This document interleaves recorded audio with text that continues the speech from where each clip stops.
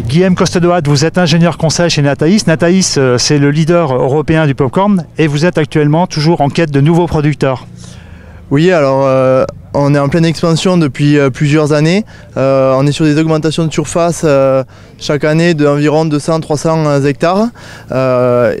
Cette année, encore une fois, nous cherchons des producteurs dans le sud-ouest. Alors, plus précisément, c'est quelle zone, dans quel département vous cherchez des maïsiculteurs? Alors nous sommes situés dans le Gers, à Bézéril, près de Saint-Matan.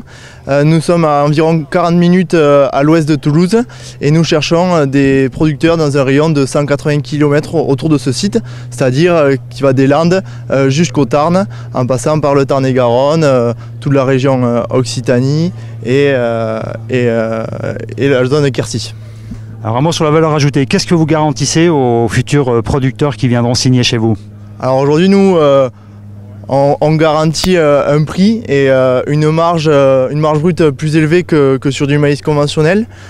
C'est une filière de niche qui permet de mieux rémunérer les agriculteurs. Un petit chiffre pour toucher du doigt le bénéfice ou le surplus de marge?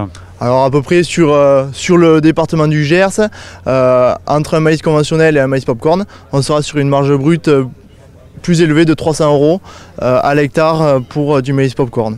Alors les contraintes, c'est quoi? En contrepartie, qu'est-ce qu'il faut faire? Alors nous on travaille sur des variétés qui sont assez tardives, sur les indices 550-600. Donc on oblige nos producteurs à semer avant le 1er mai pour pouvoir récolter, pour avoir une récolte saine à l'automne. Et en termes d'irrigation, de protection, il y a des contraintes particulières? Sur l'irrigation, ce sont les mêmes contraintes que sur du maïs consommation.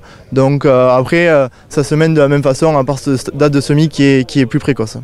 Alors le popcorn c'est excellent, mais le maïs c'est critiquable pour sa consommation en eau, on parle de monoculture. Comment vous vous débrouillez vous par rapport à ça? Aujourd'hui, nous travaillons sur un projet qui s'appelle le projet Naturellement Popcorn, en partenariat avec d'autres organismes comme le CESBio, l'INRA.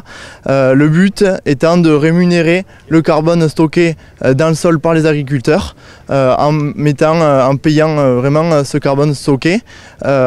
Aujourd'hui, on travaille sur un système CA-LC en mesurant la matière sèche produite par les couverts végétaux estivaux et hivernaux et par la matière sèche créée par le maïs popcorn avec des images satellites. Donc le but est de rémunérer ce carbone stocké dans le sol par nos agriculteurs. Et donc il y aurait une double rémunération pour la production de maïs et aussi pour le stockage du carbone. Voilà, aujourd'hui on n'est que sur une prime filière, donc une prime qui est faite sur des pratiques vertueuses des agriculteurs, les couverts végétaux, des sondes d'irrigation. Mais aujourd'hui, on voudrait payer le résultat de nos agriculteurs. Et c'est pour quand, si tout va bien? C'est un projet qui se mène sur 5 ans, donc on commence déjà, mais d'ici 5 années, on devrait y arriver à terme. Guillaume Costedoat, je vous remercie. Merci beaucoup.